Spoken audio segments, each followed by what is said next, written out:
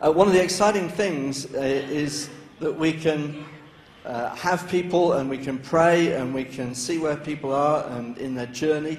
And we talked about baptism, and I'm not going to steal Helen's thunder, but she then said, I think that's what God's telling me to do.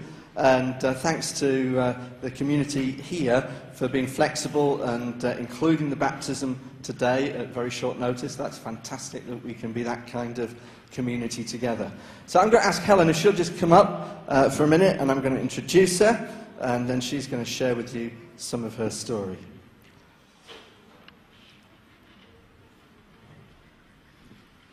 Fantastic. See, this isn't scary at all, is it? No. We practiced that one a lot. Yes. Would you like to add anything more? No. Exactly, that's great, fantastic.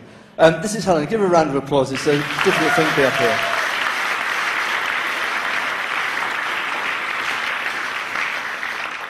Let's listen to Helen's story. My journey to today has been an incredible one.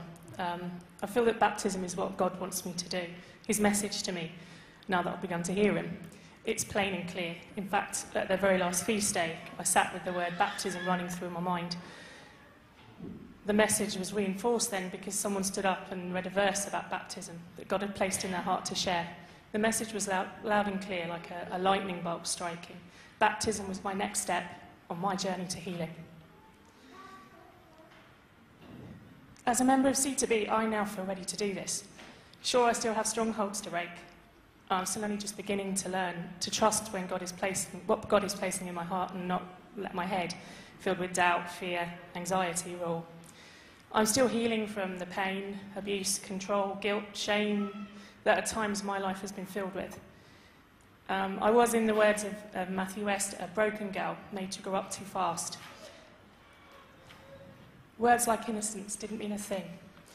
The pictures in my mind kept me locked. In my past, I saw myself as damaged goods, unworthy of God's love. I sank low, reached the point where I wanted to give up. But it was then, when I finally reached rock bottom, that the only thing left to do was to look up.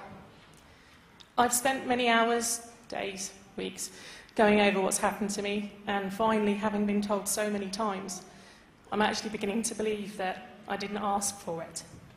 It's not what God wanted for me. It's not my legacy, it's not my destiny. I'm not defined by it. God has a dream for me, bigger than I can ever imagine, and he will restore all that was broken. I have begun to hear God, and at last I'm able to understand what he's saying. When I was faced with choices about where to work, he was there letting me know, it doesn't matter, I'm going to be there no matter what. When things were becoming overwhelming, he sent a message to a C2B friend, come to me all those who are heavy burdened, and I will give you rest. He's brought me through dark times, given me people to support me, and I am continually amazed by how grace can take that broken girl and put her together again.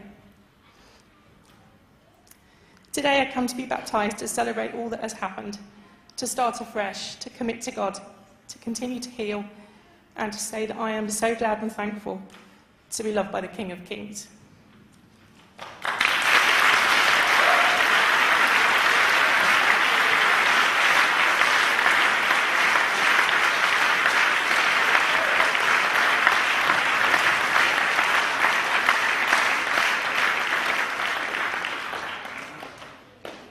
God's good, isn't he? Yeah. As we had a great weekend a couple of weekends ago with some friends, and one of the words that you had, Helen, and that you were able to declare was that I am a princess, and God is my Father and loves me. And that's true for every one of us, and we just want to encourage you with that as well. Thanks, Helen. Do you want to get ready for getting wet?